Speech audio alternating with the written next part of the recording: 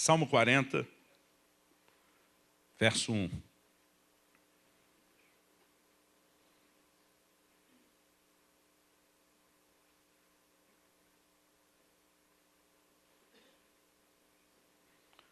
palavra que Deus colocou no meu coração de ministrar essa noite foi essa. Há momentos que a gente já sabe muito tempo antes de pregar em determinado lugar ou evento o que deve falar. Há momentos onde que parece que naquele último segundo que você vai subir na plataforma, vem uma sinalização de emergência de última hora e te socorre. Eu vim para cá sem ter toda a certeza daquilo que eu ministro amanhã, mas com toda a certeza de que essa palavra, eu creio que mais do que uma palavra de instrução ou de encorajamento, eu creio que ela envolve um ambiente, eu poderia dizer, sem medo de errar, profético. Eu creio que o Espírito Santo vai usar os princípios que nós vamos aplicar de forma generalizada, e eu creio que Ele vai aplicar isso de forma personalizada no coração de cada um de vocês. Eu quero te encorajar, de fato, crer, né, que Deus não apenas quer falar. Eu gosto realmente da ideia de que a palavra de Deus, quando nos toca, ela além de trazer a instrução, a correção, o encorajamento, ela libera a graça, ela desata uma unção, uma manifestação de Deus na nossa vida. Deus disse pela boca do profeta Isaías que Ele iria cumprir, né, o propósito pelo qual a sua palavra tinha sido liberada. E a minha oração, o meu clamor a Deus é que nessa noite Ele cumpra o propósito pelo qual Ele tem liberado essa palavra na vida de cada um de vocês. Me sinto honrado, me sinto privilegiado, não só pelo convite do amigo, pastor Josué Gonçalves, né, mas por poder falar a pastores e líderes. Eu digo que pregar a palavra de Deus é sempre uma alegria, em qualquer lugar, em qualquer circunstância. Mas falar para a liderança, né, eu estou há 25 anos no ministério, eu sou filho de pastor, a gente começa a ter uma noção de que, de fato, é uma oportunidade diferenciada. Aquilo que a gente vai repartir, a gente sabe que não vai parar na vida daquele líder, vai transbordar na vida dos liderados, mas o mais importante é saber que nós estamos ajudando gente, né, que eu gosto de dizer, são os príncipes que Deus levantou, né, são pessoas que às vezes não têm o devido reconhecimento aqui na terra e dos homens, mas que têm a atenção dos céus. Eu não sei você, irmão, eu gosto de pensar na ideia de que a gente pode ter uma boa reputação lá em cima, a gente pode ter o respeito e a admiração dos céus. A Bíblia fala a respeito de Estevão, que no momento em que ele está para morrer, ele tem uma visão. E a Bíblia diz que ele afirma, eis que vejo os céus abertos e o Senhor Jesus em pé, à direita de Deus. A maior parte do tempo nós vamos ver na Bíblia Jesus sentado à direita de Deus. Estevão vem em pé. A razão pela qual o tempo todo a Bíblia fala dele sentado, está usando uma figura que era muito comum e todo mundo podia entender. Eles sabiam muito bem que os reis nas audiências ficavam sentados e o povo ficava em pé. Você percebe isso desde os primórdios. Quando o sogro de Moisés vai falar com ele, Moisés passava o dia sentado, o povo em pé. Essa sempre foi a ordem. Estevão enxerga e ele não vê Jesus sentado. Ele vê Jesus em pé. Apesar de Jesus ser o rei, eu creio que basicamente a mensagem está sendo passada. É mais ou menos essa. Jesus diz, Estevão, para alguém como você, para alguém do seu nível, eu me levanto para te receber. Eu fico pensando, querido, como será a chegada de cada um de nós. Eu amo esse tipo de mensagem que foi pregada aqui, que nos faz pensar a maneira como devemos viver, porque haverá um momento de prestação de contas. E eu vivo minha vida em função de uma palavra, de uma frase, na verdade, que eu quero ouvir da boca do Senhor Jesus. Servo bom e fiel, entra no gozo do teu Senhor. Ok, vamos trabalhar. Salmo 40, verso 1. O texto diz assim, esperei confiantemente pelo Senhor, e Ele se inclinou para mim e me ouviu quando clamei por socorro. A NVI traduziu esse texto assim, coloquei toda a minha esperança no Senhor, Ele se inclinou para mim e ouviu o meu grito de socorro. As versões mais antigas, corrigida, revisada de Almeida, diz, esperei com paciência pelo Senhor. Na verdade, essas palavras, esperei e com paciência, são exatamente as mesmas palavras no original hebraico. É como se o autor estivesse dizendo, esperei esperando no Senhor. Eu gosto dessa tradução, esperei com paciência, mais até do que confiadamente. Eu acredito que ela está mais próxima daquilo que esse texto nos diz. E em cima dessa frase de Davi, eu quero falar a respeito de algo que faz parte da minha e da sua caminhada, não só de vida cristã, mas em especial do ministério. Algo que eu e você precisamos entender para o funcionamento do nosso próprio ministério. Algo que se eu e você não respeitarmos, nós vamos queimar etapas e nós vamos falhar com a formação do próximo nível de liderança, de discípulos que somos responsáveis por levantar. O tema da minha mensagem hoje é esperando no Senhor. Eu quero falar não só sobre a espera, mas sobre a atitude correta da espera. Quando o salmista diz, esperei com paciência, ele não está só dizendo, eu esperei sentado num canto de castigo porque não tinha o que fazer. Ele está falando de uma atitude correta. Eu soube lidar com a espera, até que o momento da intervenção de Deus chegasse. A vida cristã, e eu diria em especial o ministério, ele não foge, querido, dessa regra, de que há um tempo determinado para todas as coisas, de que nós não estamos prontos para alcançar tudo que Deus prometeu da noite para o dia ou do dia para a noite, e que nós vamos ter que lidar com a espera. Se a gente olha só pela ansiedade de querer alcançar alguma coisa depressa, talvez a nossa perspectiva da espera é de que ela é algo ruim. Mas se eu e você conseguimos entender que o próprio Deus decidiu que nós esperássemos, e que Ele, como falou pela boca de Jeremias, diz, eu é que sei, os pensamentos que tenho acerca de vós são planos de bem e não de mal, para vos dar um futuro e uma esperança. Então eu e você vamos entender que se Deus decidiu que nós esperássemos, é porque a espera é boa. O sentimento da espera talvez não seja tão agradável, mas eu quero tentar te mostrar pela palavra de Deus que a espera é necessária, e principalmente se nós conseguirmos enxergar o que está por trás, o que vem depois da espera, talvez isso motive o nosso coração. Nós somos parte de uma geração que cada vez mais corre para tudo.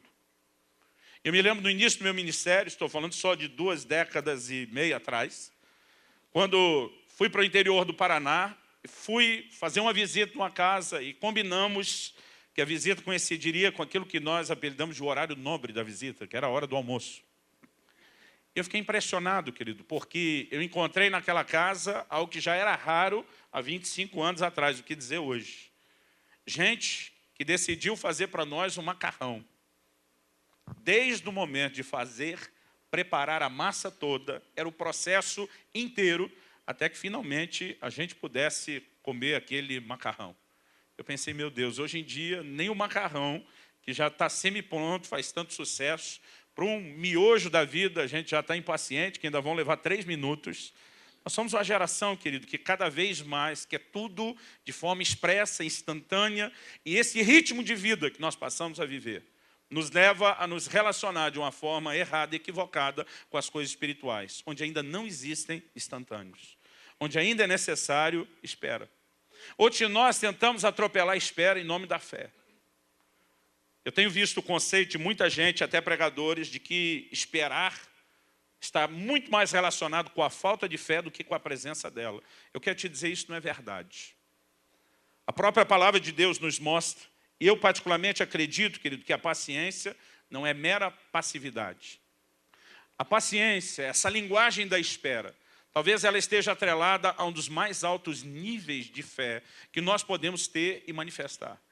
Que é independente do tempo ou das circunstâncias, aquilo que Deus tem falado vai se cumprir e ponto final. Na verdade, há textos bíblicos que nos mostram exatamente que não basta apenas esperar. O salmista diz, eu esperei com paciência. É a atitude correta. Em Romanos 8:25, Paulo diz, se esperamos o que não vemos, com paciência o aguardamos. A Bíblia sempre associa a paciência com a espera, que é a atitude correta de saber lidar com a espera. Mas isso para mim, querido, de modo nenhum pode ser visto como falta de fé. Pelo contrário, o que eu enxergo na Bíblia é que fé e paciência andam de mãos dadas. Abra comigo sua Bíblia no livro de Hebreus, no capítulo 6. Hebreus, capítulo 6. Eu quero que você olhe comigo aí os versículos 11 e 12. Ele diz, desejamos, porém, continue cada um de vós mostrando até o fim a mesma diligência para a plena certeza da esperança, para que não vos torneis indolentes, mas imitadores daqueles que pela fé e pela longanimidade. Longanimidade é a capacidade de ter o ânimo longo, de não desanimar. Outra versão diz pela fé e perseverança. E a maioria das versões dizem pela fé e pela paciência herdam as promessas. Ou seja, tornai-vos imitadores daqueles que pela fé e paciência herdam as promessas. Como que se herda as promessas? Não é apenas por fé, mas fé e paciência. Fé e paciência andam de mãos dadas, caminham juntos. Avança comigo para o versículo 15. O texto diz assim, e assim, depois de esperar com paciência, repita comigo, esperar com paciência. O texto diz, obteve Abraão a promessa. Como que se obtém a promessa, querido? Por meio de fé e paciência. Eu lembro de alguns anos atrás, eu estava orando por uma situação e já alguns dias tinham se passado, eu não tinha visto nenhum resultado e eu estava um pouco aborrecido. Falei, Deus, eu prego sobre fé, eu ensino sobre fé, eu procuro viver sobre fé, mas eu estou buscando intensamente uma intervenção sua nessa área e não estou vendo nenhum tipo de resultado. Tem momentos que nós não podemos nem chamar aquilo de oração. Eu brinco que é choração. Né? A gente vai lá só para resmungar, para desabafar com Deus. E naquele momento o Espírito Santo falou no meu coração e disse, você prega muito sobre fé, mas você entende muito pouco a respeito dela. Ele diz, quando você leva o povo a acreditar que a fé vai produzir apenas resultados imediatos, você está roubando eles de algo importante. E Deus começou a falar ao meu coração, querido, a fé, ela nem sempre vai mudar as circunstâncias, imediatamente. Mas ela pode mudar a minha e a sua condição interior, a despeito de como estão as circunstâncias. A palavra de Deus diz que pela fé, Hebreus 11:34, alguns apagaram a força do fogo. Quando a Bíblia fala de Ananias, Misael e Azarias, os amigos de Daniel, que o rei depois chamou lá de Sadraque, Mesaque e Abdinego, a Bíblia diz que pela fé eles apagaram não o fogo continua aceso. A Bíblia diz que pela fé eles apagaram a força do fogo. Há um momento, querido, onde eu e você vamos ser chamados para sair da fornalha. Mas até que esse momento chegue, eu e você podemos apagar a força do fogo. Aquela circunstância que eu e você estamos enfrentando talvez não foi mudada ainda. Mas há um lugar de fé, querido, enquanto esperamos o resultado final, onde nada daquilo que vai acontecer à nossa volta tem o poder de nos atingir. Quem está entendendo isso? Irmão, a fé, ela não tem apenas resultados instantâneos, imediatos. Às vezes a gente quer fazer da fé uma espécie de varinha de condão que bateu no problema e desapareceu, está tudo rapidamente solucionado. Eu tenho tido muitas experiências assim e eu sou grato a Deus. Mas, irmão, seria leviano da minha parte tentar dizer, tanto pela experiência, como principalmente pela doutrina bíblica, que nós não temos que lidar com a espera. A espera, ao meu entender, ela não apenas não é uma falta de fé, como eu diria que ela está associada talvez à mais alta linguagem de fé. A capacidade de acreditar que quem prometeu é fiel e vai cumprir aquilo que falou, ainda que não seja no tempo que eu imaginei que seria. A capacidade de não desanimar enquanto estou firmado nessas promessas e elas ainda não se cumpriram, é parte de uma linguagem de fé. E eu e você precisamos lidar com a espera. Eu acredito que não só porque é parte da caminhada de fé e o justo vive da fé, mas porque a espera, querido, ela tem o seu papel. E um deles, que eu quero dar um pouco de destaque aqui, é que a espera nos ajuda a amadurecer.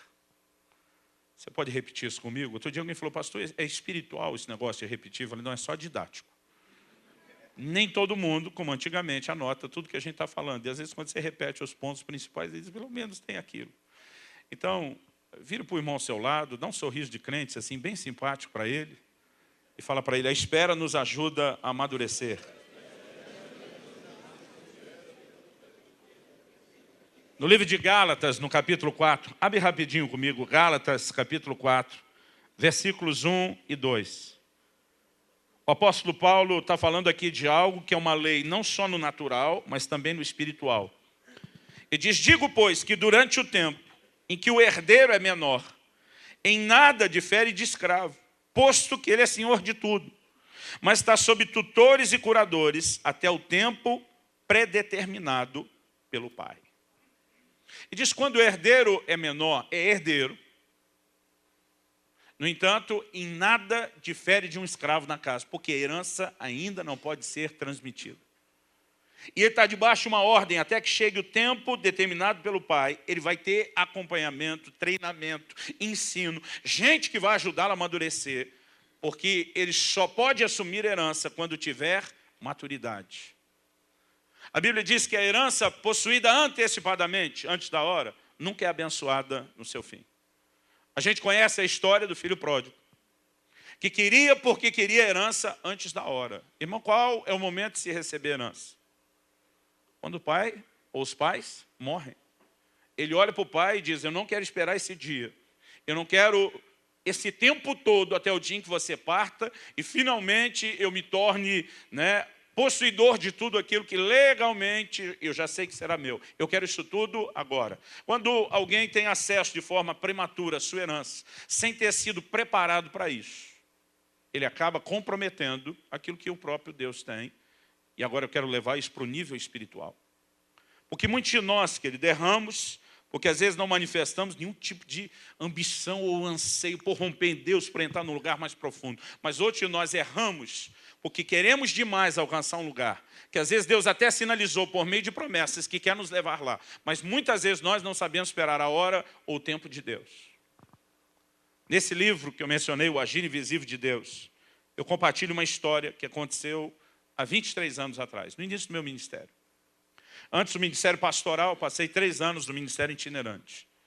Eu, muito novo, comecei pela misericórdia de Deus ver resultados. Parte do resultado de gastar aquelas horas trancado orando foi que alguns sinais começaram a se manifestar nas nossas reuniões. No início do meu ministério, quase ninguém me chamava porque queria ouvir aquilo que eu tinha para pregar. Até porque era um menino. Eu comecei a pregar com 18 anos. Mas a maioria das pessoas sabiam que, independente se aquilo que eu estava oferecendo era muito maduro, era muito profundo, se era muito coerente, eles sabiam que quando começássemos a orar pelos enfermos, ia valer a pena tudo aquilo que eles aguentaram me ouvir durante a hora da pregação. E por conta daqueles sinais, daqueles milagres, os convites começaram a se multiplicar, as reuniões começaram a aumentar. Eu me lembro, aos 19 anos de idade, eu já estava falando de alguns ginásios cheios. Eu estava vendo manifestações de curas e milagres de uma forma tremenda. E finalmente chegamos no ano de 93. No ano de 93, quando começou o ano, eu estava assim com todas as semanas do ano já agendadas. 2, 3 cidades por semana. Na hora de começar o ano. 94 a gente não abriu a agenda. A gente disse, vamos fechar 93, 94, a gente estava aguardando, e quando eu falo a gente, eu caminhava com outro pastor mais maduro do que eu, a gente estava aguardando isso só para atender os convites do exterior. Irmão, para quem está começando, já com pouco tempo de ministério, vivendo aquilo, para mim eu estava assim, feliz, satisfeito. E no meu coração é aquele grito, nós vamos chacoalhar o mundo, nós vamos ver o plano e o propósito de Deus se cumprindo. Mas em agosto de 1993, eu tive um acidente de carro que me gerou assim uma crise enorme. Não vou falar disso agora. Mas eu me lembro que parte da crise que gerou era um questionamento que eu fazia para Deus. Eu dizia, Deus, eu tenho certeza que esse acidente, minha vida foi poupada por um milagre de Deus. Os médicos reconheciam isso. Mas tudo aquilo que eu tinha, o carro, tudo que estava no carro, eu estava mudando a base do nosso ministério, aqui de Campinas, São Paulo, onde me criei, para Curitiba. Por acreditar, e estou lá em Curitiba até hoje, que esse era o plano e o propósito de Deus para a minha vida. Durante aquela mudança, eu tive um acidente de carro. E perdi o carro, perdi tudo que tinha. E eu entrei numa crise enorme. Eu me lembro que cheguei no hospital com a roupa do corpo rasgada, ensanguentada, então não aproveitaria nem ela. Nossas malas roubaram enquanto a gente era socorrido. O que não se estragou no acidente foi levado. Eu lembro que eu comecei a questionar Deus e dizer, Deus, tenho certeza que isso é coisa do cão. Isso é coisa do inimigo. Mas eu dizia para Deus, pelo que eu entendo na tua palavra, o diabo só pode tocar em alguém com permissão.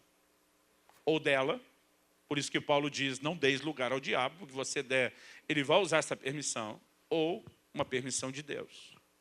Deus deu uma permissão a Satanás para que tocasse em Jó. No início, o Senhor restringe, diz, toca o que ele tem, mas não toca nele. Depois toca nele, mas não tira a vida. E nesse momento de oração, eu dizia, o inimigo só pode tocar em alguém com permissão, ou da própria pessoa, ou uma permissão soberana de Deus. Eu dizia para Deus, nós dois sabemos que não fui eu que dei essa permissão. Eu dizia, eu apelo ao Supremo Tribunal Celestial, recorro em última instância, mas nós dois sabemos que não fui eu que dei a permissão. Então, meu questionamento é, por que o Senhor permitiria uma coisa dessa? E durante 1 ano e 2 ou 3 meses, quase 3 meses, mesmo questionando, perguntando, orando, clamando, eu não tive nenhum tipo de resposta. O meu acidente foi em agosto de 93. Em novembro de 1994, eu estava sendo ordenado, sendo estabelecido como pastor na cidade de Guarapuava, no interior do Paraná. Porque uma das coisas que esse acidente fez foi me tirar do ministério itinerante e acabou me levando para essa cidade, onde quase 1 ano depois que eu já estava pastoreando, agora nós estávamos, eu e outros colegas, sendo estabelecidos no ministério.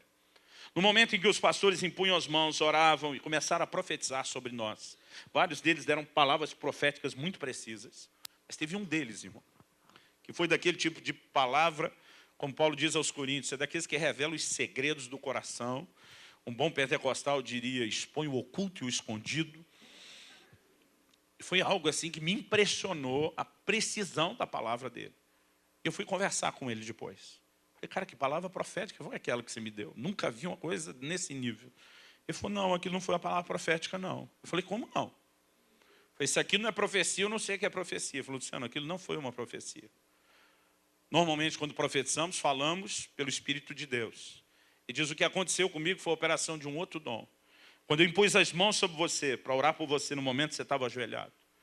Ele diz, eu entrei na operação do discernimento de espíritos. E eu vi um anjo de Deus em pé, do seu lado.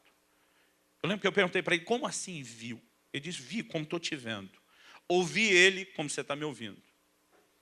Esse anjo se apresentou de maneira bem formal. E disse, fui enviado da parte do Deus Altíssimo, Todo-Poderoso. E falou para esse pastor, que me mentoreava na época, hoje ele é parte da nossa equipe de pastores em Curitiba. E ele diz para esse pastor, ele diz, fui enviado da parte do Deus Altíssimo, Todo-Poderoso, porque você tem uma preocupação muito grande com esses ministérios. Apontou para mim e os outros 2 colegas que estavam sendo ordenados. Mas ele olhou para esse pastor e o tranquilizou e disse, o Senhor quer que o seu coração fique em paz. Ele mandou te dizer que eles estão nas mãos dele. Ele está cuidando deles. Que eles estão no lugar certo, na hora certa, fazendo a coisa certa. E não há motivo para que você se preocupe. Eu entendo a preocupação dele. Irmão, eu tinha 20 anos, era solteiro. Eu brinco que hoje nem eu teria ordenado eu mesmo ao ministério. Não naquela época, não com aquela maturidade. Mas depois de trazer essa palavra de consolo, ele aponta o dedo para mim e diz, quanto porém a esse? E aí o caldo entornou para o meu lado. O anjo disse assim, ele é rebelde. E ele não aceita o tratamento de Deus na vida dele. Foi a primeira vez que eu vi essa frase, o tratamento de Deus, que eu falo muito nesse livro. O anjo disse assim, diga para ele, que a respeito daquele acidente de carro que ele teve no ano passado, que ele vem dizendo diante de Deus que aquilo foi coisa do inimigo, diga que ele está certo, ele tem razão. Foi uma tentativa de Satanás para destruí-lo. Mas o anjo disse assim, diga porém para ele, por quê Deus o permitiu? E o anjo disse, o ministério dele estava crescendo mais rápido do que a capacidade dele de se deixar ser tratado e trabalhado por Deus. O anjo diz, era só uma questão de tempo. Ele iria sucumbir debaixo do peso do próprio sucesso do ministério. Ele não tinha estrutura para suportar os níveis que ele estava entrando rapidamente antes da hora. Irmão, acredite, não só unção, mas autoridade são coisas que podem ser não só usadas, mas abusadas. Deus disse para Moisés, fala a rocha. Moisés feriu. Mas deixa eu te dizer, deu resultado. E muitas vezes eu e você achamos que porque estamos tendo resultado, Deus está avalizando nossos métodos. Isso não é bem verdade.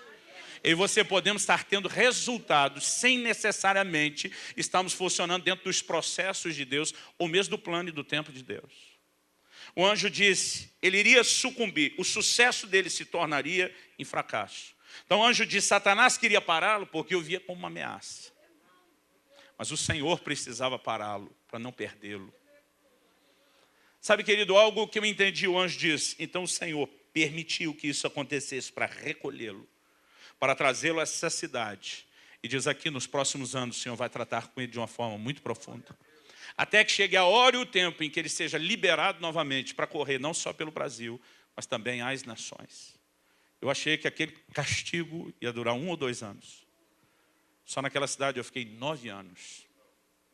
Irmão, há um tempo estabelecido por Deus para algumas coisas. E a razão pela qual nós não podemos atropelar ou pular isso é porque a espera nos amadurece, a espera nos faz crescer. Se você olhar para a maioria dos homens de Deus na Bíblia que recebeu de Deus uma palavra, irmão, ela não se cumpriu rapidamente. Aliás, a lista de quem teve que esperar é longa. Deus diz para Abraão, eu vou te dar um filho. O irmão velhinho já estava com 75. Já tinha esperado. Imagino que essa altura do campeonato ele diz, bom, é milagre, mas já esperei tanto tempo.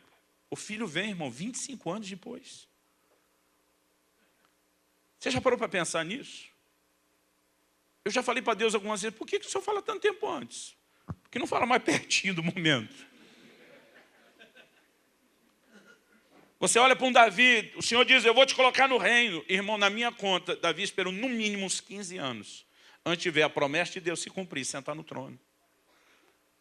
A Bíblia diz que quando José foi vendido ao Egito, tinha 17. Eu não sei que idade ele tinha quando teve os sonhos. Mas a Bíblia diz que ele tinha 30 anos, 13 anos depois. Ele é levantado para aquela posição do cumprimento da promessa. Você vai olhando para os homens de Deus na Bíblia, ninguém chegou depressa ao lugar que Deus disse que chegaria. E a pergunta, querido, é por que Deus fala conosco tanto tempo antes? Porque a gente precisa se preparar. Porque a gente precisa participar. Paulo escreve a Timóteo e diz, de acordo com as profecias que foram ditas a teu respeito, combate o bom combate. O que ele está dizendo? As coisas não vão se cumprir automaticamente. Deus está sinalizando um propósito e você tem a sua parte dentro desse processo, para que você possa viver o cumprimento de tudo aquilo que Deus tem para você.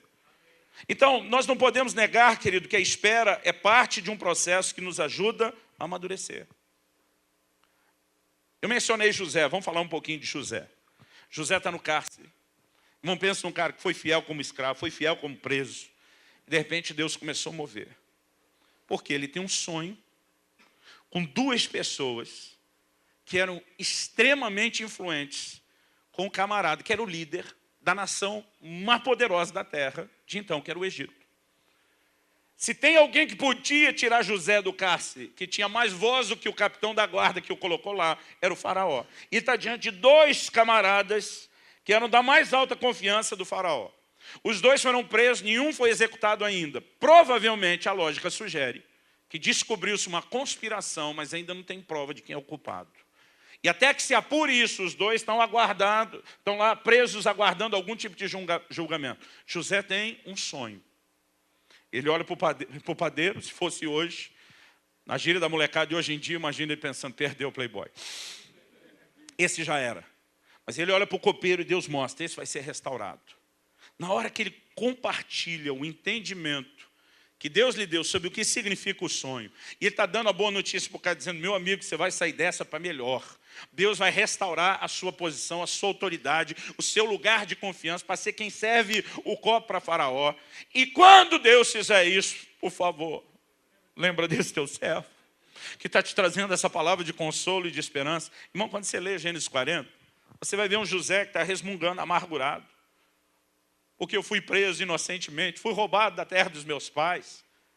E você vê nas entrelinhas da conversa de José, alguém que ainda está amargurado com a sua história, tentando resolver do seu jeito. Agora, você já parou para se colocar no lugar do copeiro?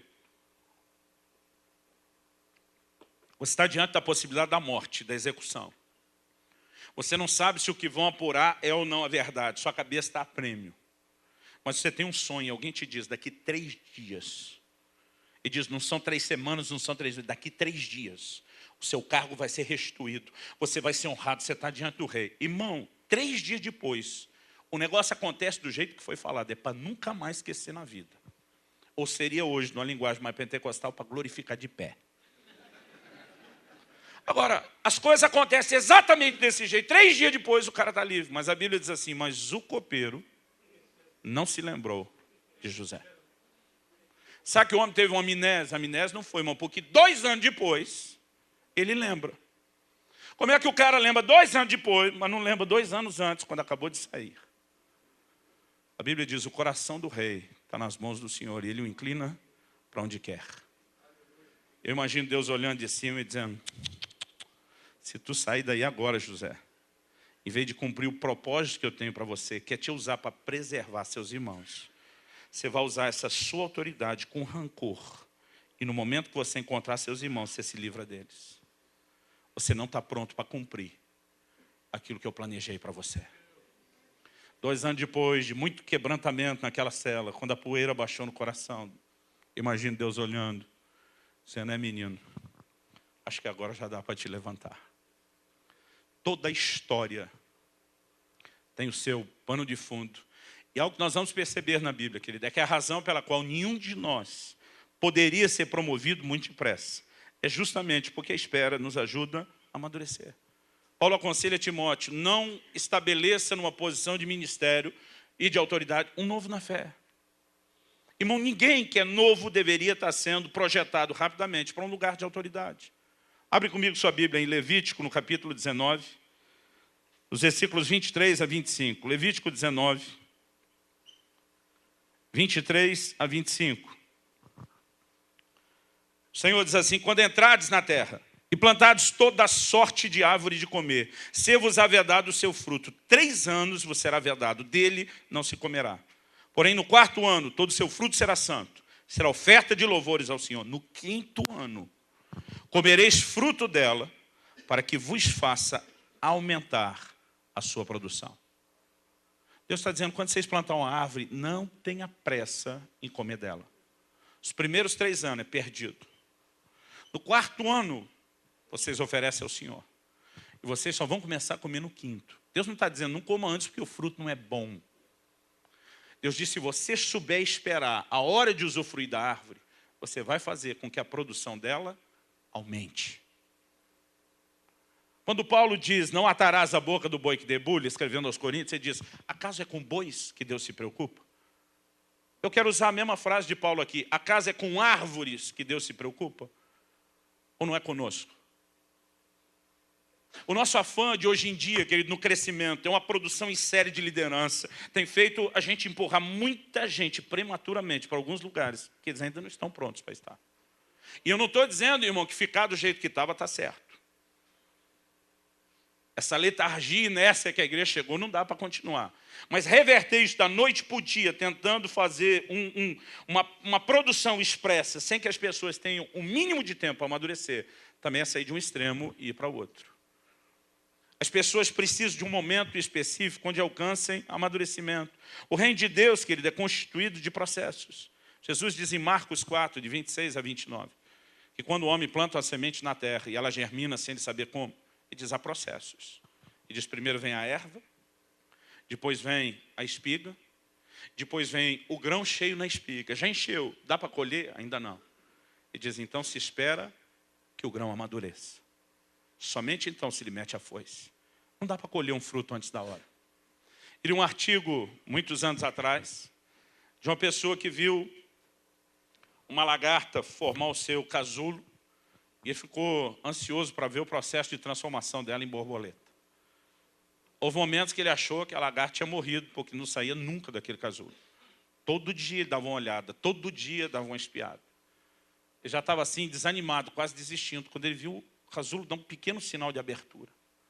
Ele ficava olhando aquilo, mas o movimento todo era muito pequeno. Dia após dia, ele começou a perceber que muito lentamente aquela fenda começou a abrir, mas assim, a lagarta se torcia lá dentro e ele via o esforço dela fazer, ele na ansiedade de ver o processo acontecer, não aguentou esperar. Pegou uma pequena tesourinha de ponta, ele decidiu dar um pique naquele casulo para acelerar o processo. E ele acelerou. Mas o que ele viu sair daquele casulo era um bicho que não completou a sua metamorfose. Asas pequenas, mal formadas, a maior parte do corpo ainda de lagarta, pouco menor, mas sem passar por aquela transformação de uma borboleta, e quando finalmente escapou do casulo, caiu para o chão, sem nunca ter voado. O que ele descobriu só depois que foi investigar o ocorrido é que o esforço que a lagarta faz para sair do casulo é que produz a enzima que conclui o processo de metamorfose. E que quando ele quis poupá-la do esforço, ou do tempo de lutar para sair do casulo, ele, na verdade, abortou um processo. Muitas vezes, querido, nós estamos desejosos que Deus dê uma picadinha com a tesoura no nosso casulo. Ou muitas vezes nós estamos tentando fazer isso com o casulo dos outros. sem entender que a espera, querido, é parte de um processo de amadurecimento. E nós precisamos lidar com a espera. Quem está entendendo, mesmo que não esteja gostando, diga amém. Agora, eu não vou gastar tanto tempo falando sobre isso, mas eu quero tentar te mostrar que ainda existem outros fatores no plano de Deus. Mais do que só a minha e a sua maturidade pessoal, para que a gente esteja pronto para gerenciar algumas coisas. Deus tem outros fatores. Eclesiastes 3 diz que há um tempo determinado para todas as coisas. Pode até existir um momento, querido, onde eu e você estejamos prontos para algo que Deus nos chamou, mas talvez ainda não é a hora de viver aquilo que Deus nos chamou. Alguns anos se passaram depois desse acidente, e eu lembro que mais ou menos uns 5 anos depois, que para minha cabeça na época já era esperar muito tempo, eu decidi que chegou a hora de publicar um desses meus livros que eu mencionei, que é o Falar em Línguas. Eu orei bastante, eu tinha no meu coração o entendimento de que Deus queria usar aquela literatura que estava me guiando a produzir. Eu lembro que eu mandei esse livro para a gráfica, e ele estava rodando ainda a primeira tiragem. Eu lembro até hoje, na época, nossa equipe pastoral, a gente se reunia toda terça. Durante a tarde, a gente tomava decisões administrativas, não só da vida administrativa da igreja, mas de governo da igreja como um todo. Mas na terça-noite, nós nos reunimos com as esposas, para ter um tempo de comunhão entre os pastores e orarmos juntos, né, pela vida uns dos outros, pela igreja. E a cada semana, a gente fazia um rodízio e ia para a casa de alguém. Então, me lembro muito bem que era uma terça-feira, porque aquele dia o povo ia comer na minha casa. A reunião seria na minha casa à noite.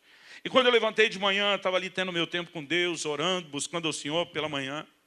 O Espírito Santo falou comigo, de uma forma assim nítida, clara. Ele diz, fulano, era um dos pastores da nossa equipe. Fulano vai chegar hoje meia hora mais cedo. Então, a primeira coisa que eu pensei, se chegar, não é só sinal de que Deus falou, é quase um advento que anuncia o fim dos tempos. Porque assim, pensa num cara que nunca conseguia chegar no horário. Era o único solteiro do grupo, quer dizer, não tinha nem a mulher para culpar. E a gente tinha apelidado ele de noiva, porque a gente dizia que quando ele ia arrumar era 1 hora, se preparando. Né? Era impressionante. O Senhor me disse, ele vai chegar meia hora mais cedo. Irmão, passei o dia esperando. Falei, se chegar é Deus, não tem outra explicação.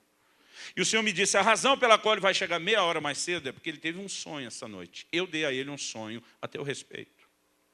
Ele quer compartilhar com você o sonho, mas não quer fazer isso na frente dos outros. O Senhor me disse, quando ele chegar, ele vai conversar a respeito de muita coisa. Ele não vai ser objetivo, porque ele não está à vontade para falar do que ele sonhou.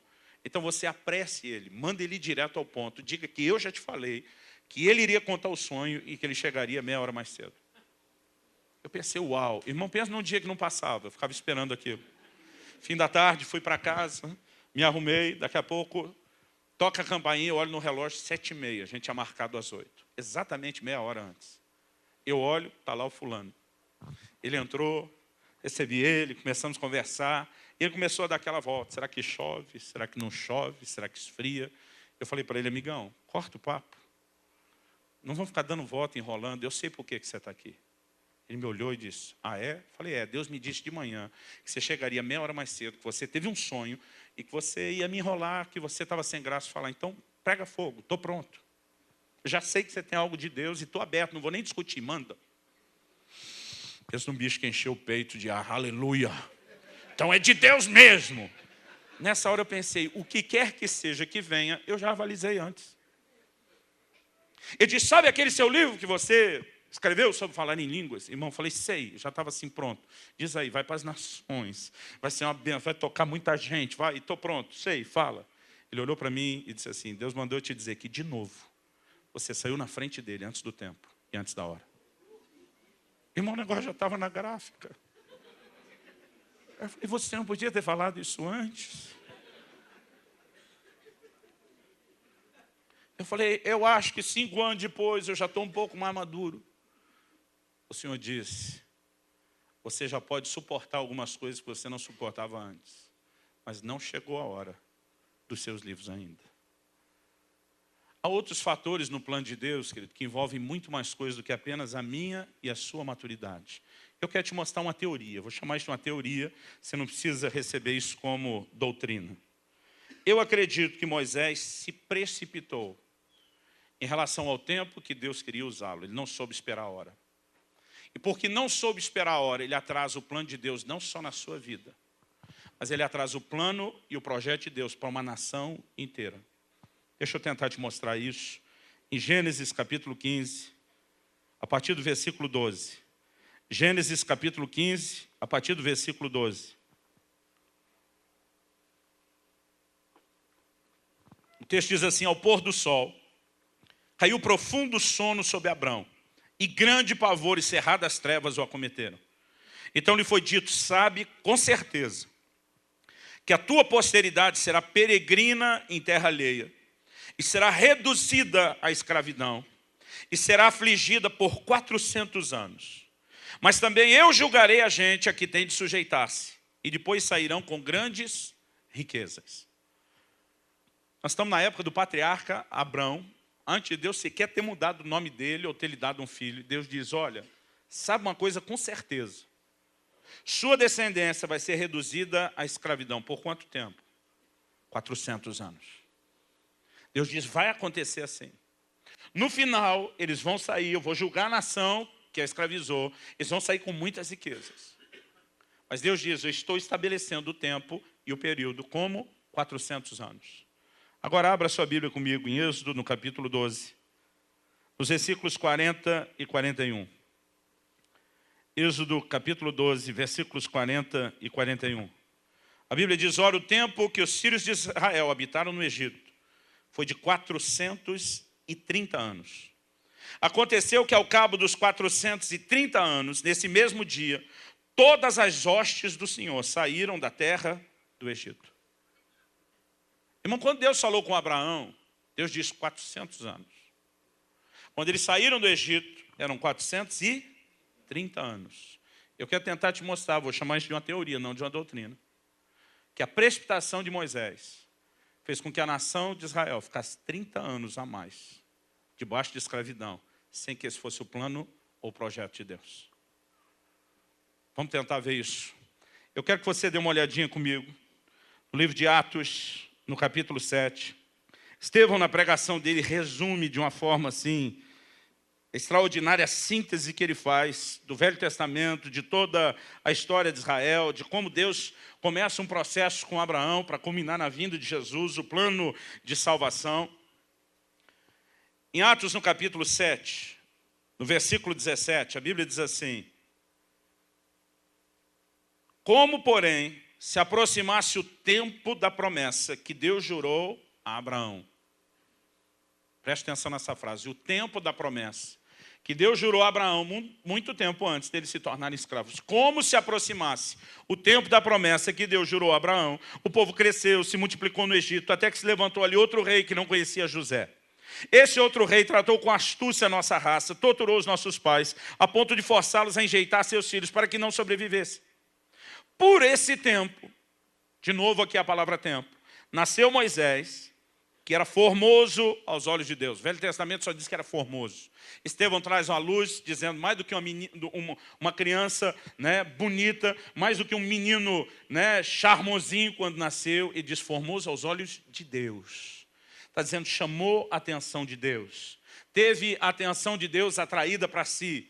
E diz, por esse tempo nasceu Moisés, que era formoso aos olhos de Deus. Por 3 meses foi ele mantido na casa de seu pai. Quando foi exposto, a filha de Faraó o recolheu e criou como seu próprio filho.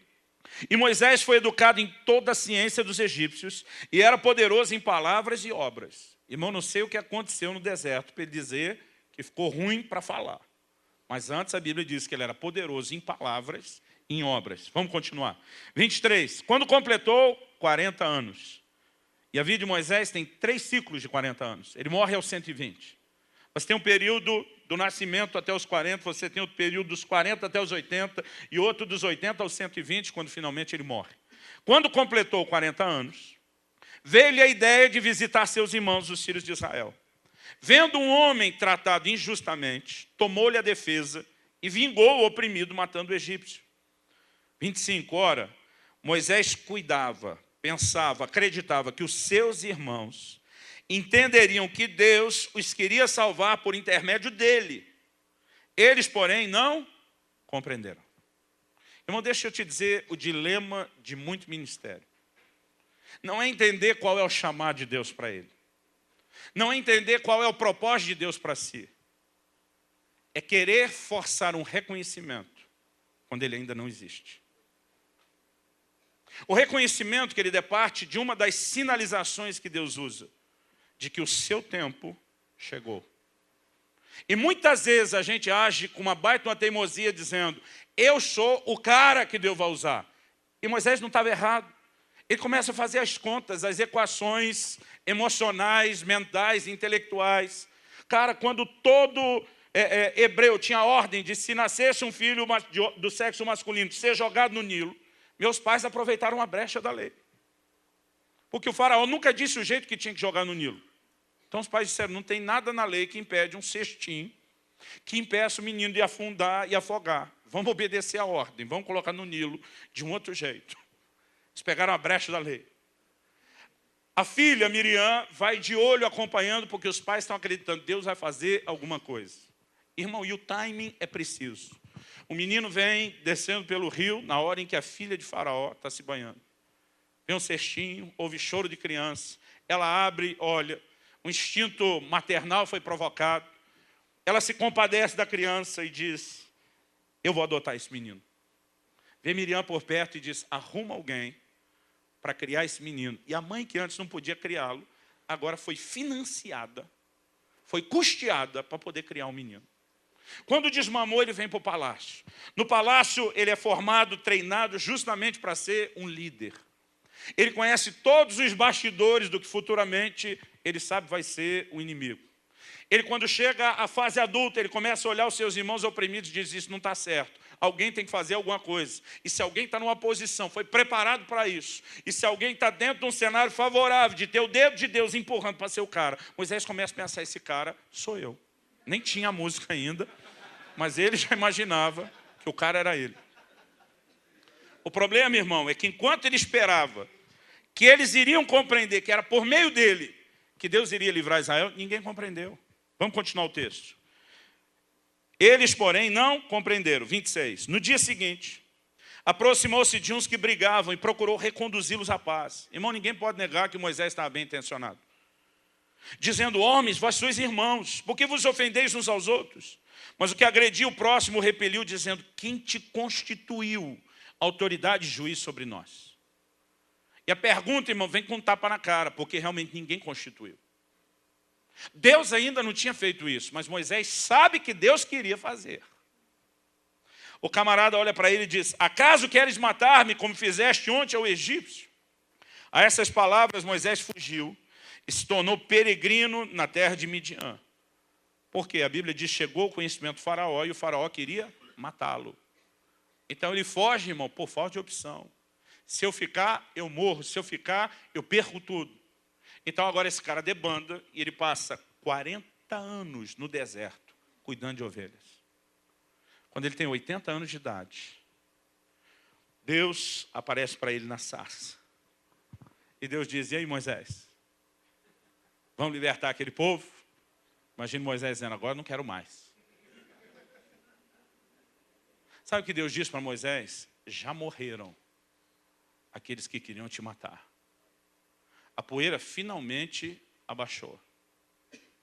E agora que se acalmaram as coisas, depois da burrada que você fez, eu finalmente posso te levar aquilo que eu queria ter feito e você atrapalhou. Irmão, faz as contas. Se Moisés vem com 80 anos de idade, o povo está 430 anos escravo. Então, quando ele tinha 40 anos antes, ele estava no ano de 390. Tinha 10 anos pela frente para cumprir o que Deus disse para Abraão. Mas porque Moisés não podia esperar 10, esperou 40. E fez a nação de Israel esperar mais 30. Irmão, há razões que não dizem respeito só a você. Alguns de nós achamos, em algum lugar lá dentro de nós, temos a bobagem de achar que a gente deve ser o centro do universo. Mas eu quero te dizer, você não é. Eu não sou, nenhum de nós é. Nós somos pequenas engrenagens de algo muito maior que Deus está fazendo, que é estabelecer o seu reino sobre a terra.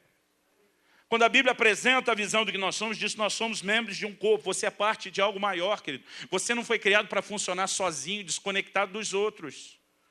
mesmo que o chamado seja muito específico para você, você tem um funcionamento que envolve outras pessoas, outras coisas que não são só você. E porque Moisés não tinha paciência de esperar 10 anos, ele esperou 40. Ele perdeu 40 anos, quando podia ter só esperado 10. E a nação de Israel perdeu 30. Porque só quando o problema que ele criou na hora que matou o camarada foi resolvido, 40 anos depois, Deus disse, agora dá para você voltar, vamos retomar o projeto? Deixa eu te dizer algo, querido, tem havido muito problema nas igrejas, por conta de gente que tem de fato um chamado. Ele sabe que Deus o chamou para aquilo. Ele fica naquele desespero, os meus irmãos vão reconhecer que Deus me chamou para isso. Mas muitas vezes ele está tentando empurrar o reconhecimento goela abaixo, antes da hora. Deixa eu te dizer algo, querido, quando chegar o seu momento, Deus vai providenciar o seu reconhecimento. Eu olho para a minha vida e o meu erro muitas vezes, querido, não era falta de boa intenção, de entender o chamado de Deus, o que Deus queria, era o desespero de entrar imediatamente nisso, sem saber esperar o tempo e os processos de Deus. E quando eu percebo que a minha e a sua decisão nessa área, querido, pode afetar a vida de outros, isso me traz um temor ainda maior. Eu acho interessante, quando a gente leu aqui Atos 7, o versículo 17 diz assim, como porém se aproximasse o tempo da promessa de Deus. A palavra usada aqui, traduzida como tempo, é cronos. Fala do tempo como nós o medimos, em calendário, em relógio e tudo isso. Como se aproximasse o cronos da promessa de Deus a Abraão. O que ele está dizendo? 400 anos, irmão, não estava falando de algo simbólico, não estava falando de algo mais ou menos. Eram 400 anos mesmo na cronologia. Como se aproximasse o cronos. O versículo 20 diz que por esse tempo nasceu Moisés. Interessante que a palavra por esse tempo, ela é a palavra kairos, que fala dos tempos, das estações de Deus. Ou seja, está aproximando o crono e agora Deus inicia uma movimentação no ambiente espiritual que visa atingir o propósito, que também inclui o cronos. Moisés não estava equivocado a respeito do kairos. Está chegando a hora de sair do Egito. Ele não estava equivocado a respeito de que Deus, de fato, iria libertar o povo, de que Deus iria usá-lo. Em nada disso ele está equivocado. E a sua motivação e aspiração é correta. Mas não saber esperar o tempo em que Deus providenciasse o reconhecimento fez com que ele perdesse muito tempo para si e para os outros. Será que você já viu esse filme? Talvez você tenha visto na sua própria vida. Se ninguém me reconhece, eu vou fazer com que reconheça. E a gente tenta sair atropelando os outros, querido.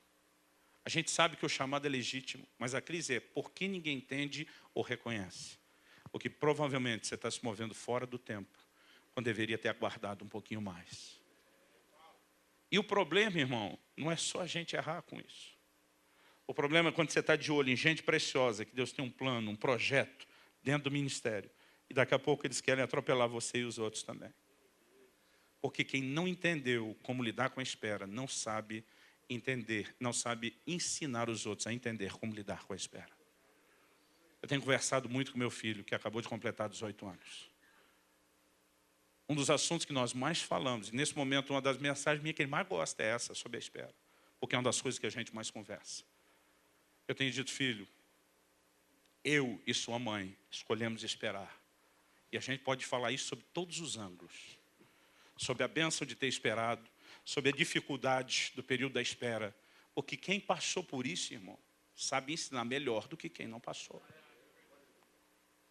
E quando o assunto é o ministério, eu muitas vezes olhei para o meu filho, que pode pegar a carona daquilo que a gente veio desmatando. Eu hoje, se deixar um menino, tem 18 anos, ele tem quase o mesmo tanto de convite que às vezes eu tenho para sair, para ministrar em alguns lugares. E como pai, a minha alegria é ver aquele menino pregando, começou a pregar aos 15. Mas várias vezes, quando alguém está chamando, eu vou orar, eu sinto Deus dizendo, segura, não solta ainda não. Deus, o menino está fazendo bem, está mandando bem, mas ainda não está pronto para se mover no nível para o qual eu chamei. Segura. E muitos de nós erramos, querido, não só em relação a gente, mas porque não entendemos, nós começamos a errar com a próxima geração. Nós precisamos desesperadamente entender alguns fatores. Deixa eu te mostrar uma outra coisa. Abre comigo aí a sua Bíblia, no Evangelho de Lucas, no capítulo 1. A Bíblia fala de Zacarias, o sacerdote, pai de João Batista. A Bíblia diz que ele estava oferecendo o incenso e que na hora da oferta do incenso, um anjo do Senhor lhe apareceu. Lucas 1,13 diz assim: disse-lhe, porém, o anjo: Zacarias, não temas, porque a tua oração foi ouvida. Isabel, tua mulher, te dará à luz a um filho, a quem darás o nome de João. A tua oração foi ouvida. Irmão, vamos fazer a pergunta. Quando essa oração foi feita? Se você voltar lá no versículo 5, a Bíblia diz assim, em Lucas 1,5, nos dias de Herodes, rei da Judéia, houve um sacerdote chamado Zacarias, do turno de Abias. Sua mulher era das filhas de Arão e se chamava Isabel. Ambos eram justos diante de Deus, vivendo irrepreensivelmente em todos os preceitos e mandamentos do Senhor. E não tinham filhos, porque Isabel era estéril, sendo eles avançados em dias. Esse avançado em dia, irmão, é um jeito bonito de dizer que o tempo estava passando e que eles estavam envelhecendo. Eu lembro da minha adolescência, estava num culto, mandou, a pessoa que estava conduzindo o momento de oração, mandou a gente orar de 2 em 2. Estávamos em 3 adolescentes num canto, 2 adolescentes, um já era um jovem já de mais idade. A gente, para não sobrar nenhum, juntamos para orar em 3. Um deles iniciou a oração todo empolgado pelo mais velho. E disse, meu Deus, ele não me pediu, mas eu vou clamar. Concede uma adjutora fiel para o teu servo. Aí o camarada lá de lá, amém, aleluia, já ficou todo emocionado. Aí ele continuou a oração e disse, porque o Senhor tem visto que o teu servo já está avançado em dias. Irmão, quando falou isso, na perspectiva de um adolescente, era velho pra caramba. Quase que ele tomou-lhe uma bolacha na orelha no meio da oração. Que avançado em dia, o quê, rapaz? A confusão começou. Calma, calma, segura aí. Não deu nem para continuar a oração, porque ele usou avançado em dias. Irmão, o que você acha que a Bíblia está falando de Isabel? O que você acha que ela está falando de Zacarias? Agora, por que esses dois não tinham filhos? Porque eles não honraram a Deus, irmão? Claro que não. A Bíblia diz que eram justos. Irrepreensível era o estilo de vida dele em todos os mandamentos e preceitos do Senhor. Agora, o anjo aparece para Zacarias e diz, ei, tua oração foi ouvida. Você acha que ele começou a orar depois de velho?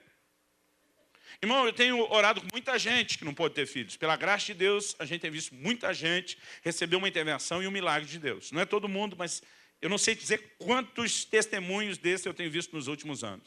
A gente sabe que Deus intervém. Mas na minha experiência, ninguém deixa para pedir oração para isso quando está velho. A maioria dos casais, depois dos primeiros anos de casado, começou a tentar, a coisa ainda não está vingando, eles já começam a orar e pedir ajuda e intervenção. Agora, quando o anjo aparece e diz que a oração foi atendida, você vai... A incredulidade de Zacarias do lado de cá, irmão, não parece ser de quem estava orando por aquilo agora.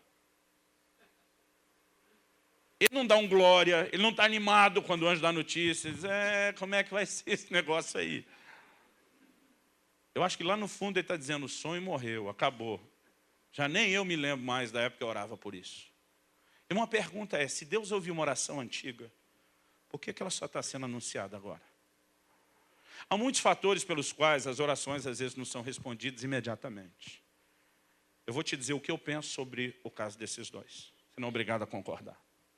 Deus olha para esses dois, são justos, estão vivendo irrepreensivelmente diante dele. Gente que o agrada, orando e clamando por um filho. Eu imagino Deus olhando para os dois e dizendo, eu vou dar a vocês um filho, mas não vai ser um filho qualquer. Eu decidi responder a oração de vocês de uma forma única, singular. Eu vou dar a vocês o filho. Alguém de quem Jesus disse, dentre os nascidos de mulher, tem ninguém até agora maior do que João Batista. O filho que eu vou dar a vocês vai ser o precursor do ministério do meu filho. Eu quero dar a vocês dois essa honra. Mas, para dar um presente, uma resposta de oração nesse nível, não dá para ser agora. A Bíblia diz que Jesus veio na plenitude dos tempos. Ele não chegou nem adiantado nem atrasado, irmão. Tinha uma hora certa de se manifestar. Deus olha para esses dois e diz, vou deixar vocês de molho um pouquinho. Porque a vinda do filho de vocês tem que estar atrelada à vinda do meu. Vocês não estão entendendo agora, mas quando chegar, vocês vão dizer, valeu a pena. Irmão, há momentos onde eu e você estamos orando por coisas que não parecem estar sendo ouvidas. Mas há muitas razões pelas quais Deus decidiu que o tempo seja da forma dele, não necessariamente da minha e da sua. E eu creio que pelo Espírito de Deus, eu estou falando algo para alguns de vocês, que estão orando por coisas que no seu espírito você diz, Deus, eu creio que isso foi ouvido, mas ainda não chegou. Quando Jesus fala sobre o dever de orar sempre, nunca esmorecer, irmão, está deixando claro que nem tudo seria respondido imediatamente. Senão não tinha necessidade dele dizer para a gente, não desanima, não para de orar. Há muitas coisas que naquele momento Deus está olhando para o casal, dizendo, eu quero dar algo especial para vocês, mas eu não vou mexer na cronologia de algo que eu estou fazendo com toda a terra, com todo mundo, só por causa de vocês dois. Então, eu dou algo especial, mas vocês esperam um pouquinho mais. As coisas não giram em torno só de mim e de você. Há um Deus que Ele desenvolvendo muito mais coisas do que a gente imagina, mas ao que eu e você podemos acreditar de todo o coração. Ele não está de brincadeira com nenhum de nós. Ele é fiel a respeito de tudo aquilo que Ele disse que faria na minha e na sua vida. E no momento em que Ele prometeu, quem não sabia quando ia acontecer era a gente. Ele sabia exatamente o que Ele estava prometendo. E a minha e a sua função, querido, é não apenas acreditar, mas entender que os que herdam as promessas são aqueles que pela fé e paciência andando de mãos dadas, sabendo que aquilo que Ele falou talvez não vai se cumprir de forma imediata, mas vai chegar a sua hora. É pela fé e paciência que nós herdamos as promessas. Vamos ficar em pé para parecer que está acabando. Eu sei que já dá um efeito. Eu quero que você olhe para cá um instante.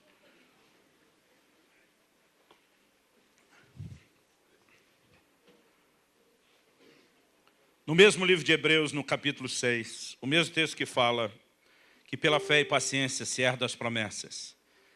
Eu li com vocês o capítulo 6, os versículos 11 e 12.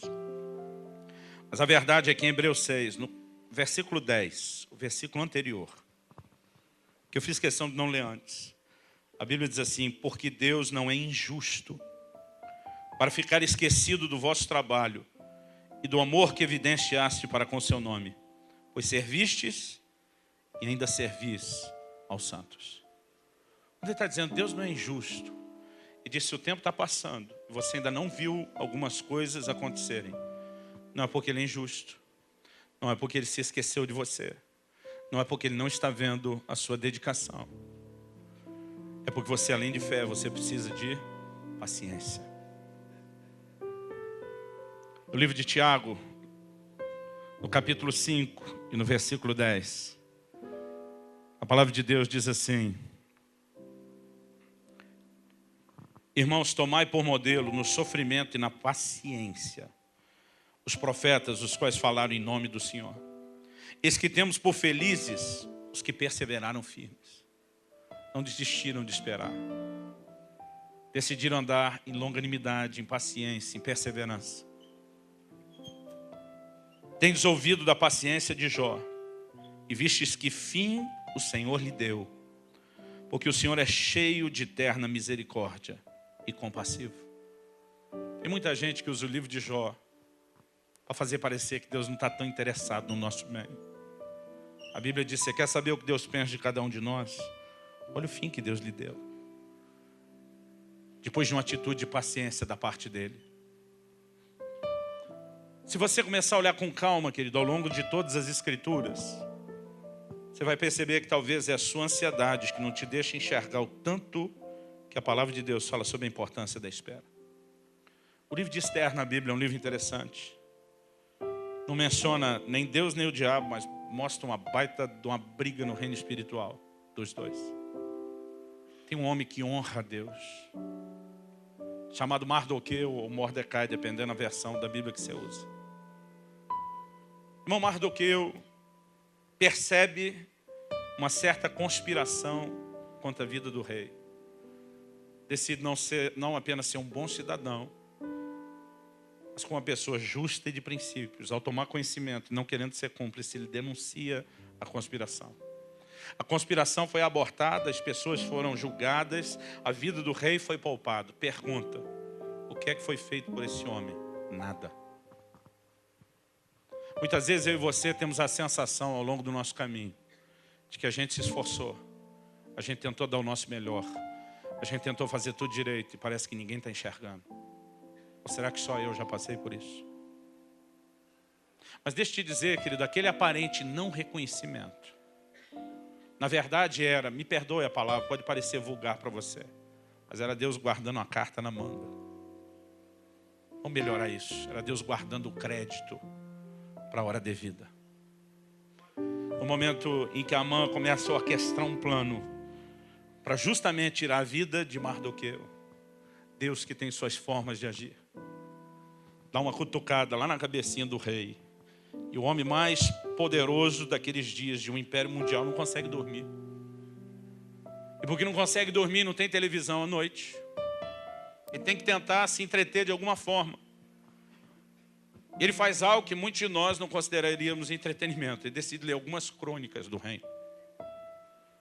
Eu não sei se ele vai, se mandou um dos servos escolher, mas quem quer que seja que foi buscar aquela crônica, que acha que está indo aleatoriamente pegar uma qualquer, não sabe que a mão de Deus o dirigiu a pegar a crônica certa. E de repente o cara abre a crônica e começa a ler a história de como Mardoqueu foi a pessoa que descobriu a conspiração, ajudou a desbaratá-la. Nesse momento, com a memória refrescada, o rei diz: eu não vi nada sobre o que foi que a gente fez para recompensar esse homem pelo que ele fez.